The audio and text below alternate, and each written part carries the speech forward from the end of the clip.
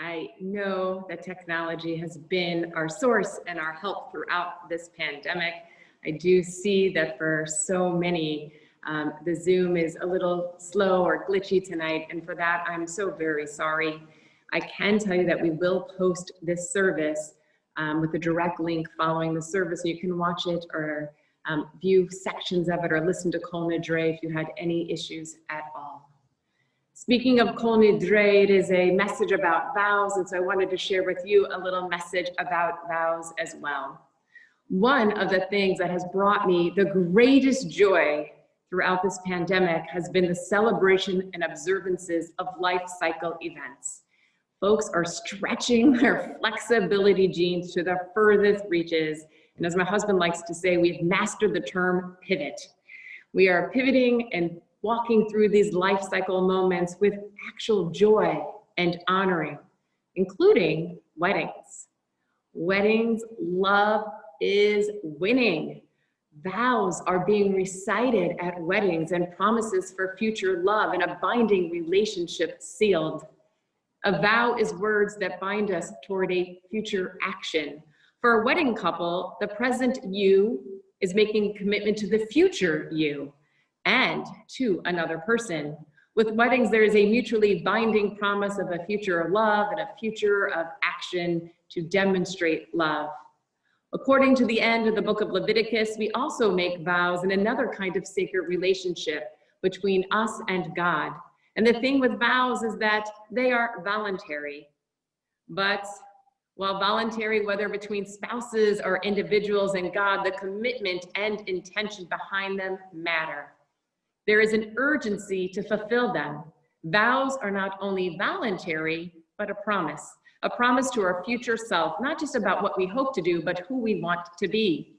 And according to Deuteronomy chapter 23, God sees those who break their vows as fools, not a title I'd like God to pass on to me. Here we are, we've just recited the Kol Nidrei poem all about vows, forgiving our vows for those we have broken and those we will break. And if vows are so important and God desires us to live up to them, why do we have a formula of Kol Nidrei to nullify them? We entered them voluntarily. Shouldn't we be able to at least uphold them? We know that somewhere between about 600 and 1000 CE, the Kol Nidrei words were written. This was a time of persecution for the Jews, many forced to convert to another religion or lose their lives. Perhaps then, Kol Nidrei was there to nullify their forced conversions, non-voluntary vows. And perhaps, since our ancestors across time also really preferred and liked making promises or vows to God, that they would observe Judaism more strongly, they would study Torah more, they would follow halakha even more closely. Great fear would arise when the day of judgment is upon oneself and one didn't quite live up to those sacred promises. So the nullification decree of Kol Nidrei became a part of seeking reconciliation with God. And interesting to me is how the wording of Kol Nidrei changed in the 12th century to be from past tense to future tense.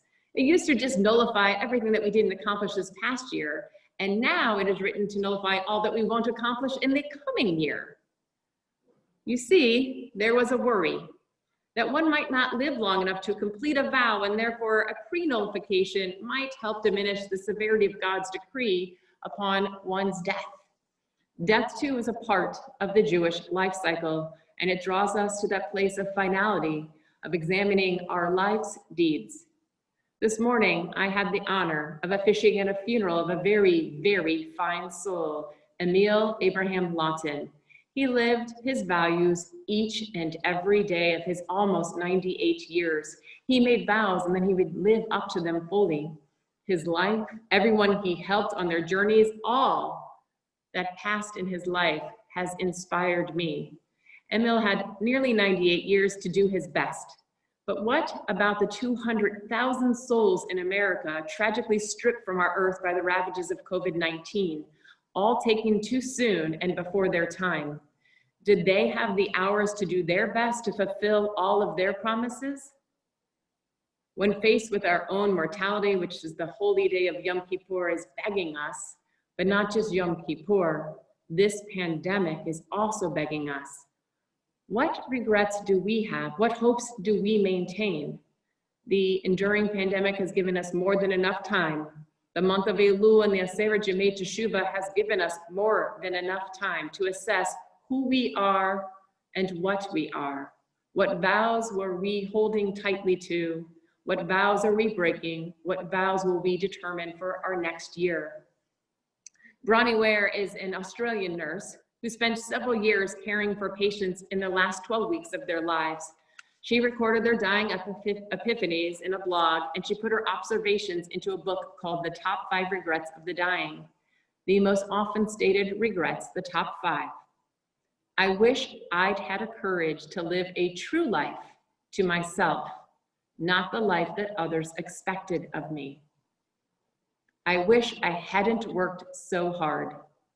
I wish I had the courage to express my feelings. I wish I had stayed in touch with my friends. I wish that I had let myself be happier. On this Kol Nidrei, what are our regrets?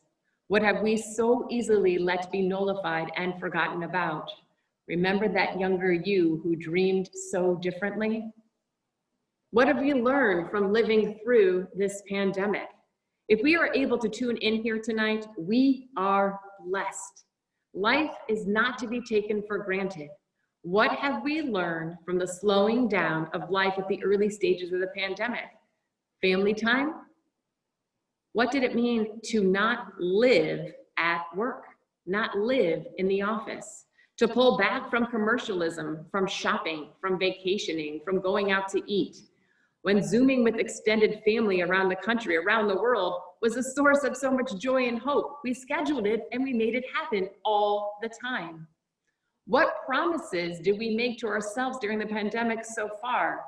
I know we've cleaned our closets, organized our spice racks. We stated out loud what was really important to us, and we set goals to finally accomplish this or that.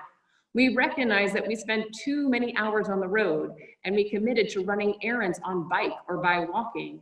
When life was slow, we had the time to think and to plan. What commitments did we make, and what commitments and what vows will we keep? We recognized the sanctity of life, of our life.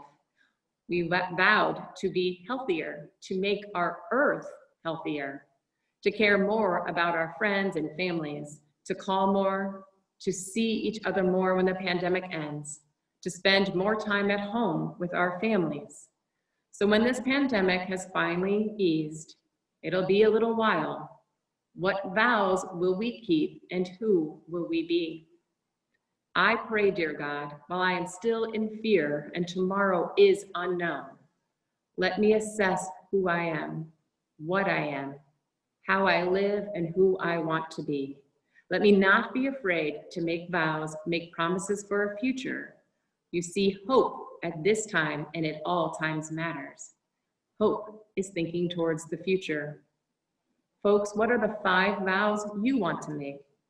Do not let fear or worry strip you from making these commitments. They can be nullified if you fall a little short, but make them and reach and stretch for them. What 5 vows will you make for after the pandemic has eased? Health, family, friends, fighting our climate destruction, fighting for the unhoused, work smarter, not harder, putting finances in your order, standing up for the oppressed, fighting for equal rights, walking more, promises to no longer eat your feelings. If this year, if this autumn, this month, this week were our last, will we regret not living up to our vows? Or will we be comfortable knowing we fulfilled our vows for today and we're working for those for tomorrow? As I said just moments ago, hope matters. Rabbi Jonathan Sachs teaches optimism is the belief that things are going to get better. Hope is the belief that we can make things better. Optimism is a passive virtue and hope is an active one. It takes no courage, he says, to be an optimist, but one does need courage to hope. No Jew, he continues, knowing what we do of the past of hatred and bloodshed, persecution in the name of God, can be an optimist, but Jews have never given up on hope. We need hope to persevere at this time, to push us forward. And so we hope that our hope comes from a place of action, and that our vows will be made into words of action. This eve, I desire for my vows for this year to be committed to with a full heart and full pursuit. Let not the words of Kol Nidrei ease away my commitment to be a better tomorrow, to be a better soul, to be a better person. Let them simply hold me up and push me to achieve, as I know not what tomorrow will be. Friends, let the message of Kol Nidrei push us to be our better selves. Strive to set our goals, our vows, our promises, and may we be so blessed to achieve next year being together, observing our past presidents, standing tall and firm, holding our Sifrei Torah. And if we haven't quite reached them, they shall be nullified, and we shall set new dreams and new hopes towards action for the next year and the next. Gemar Chatima Tova, we continue on in our service.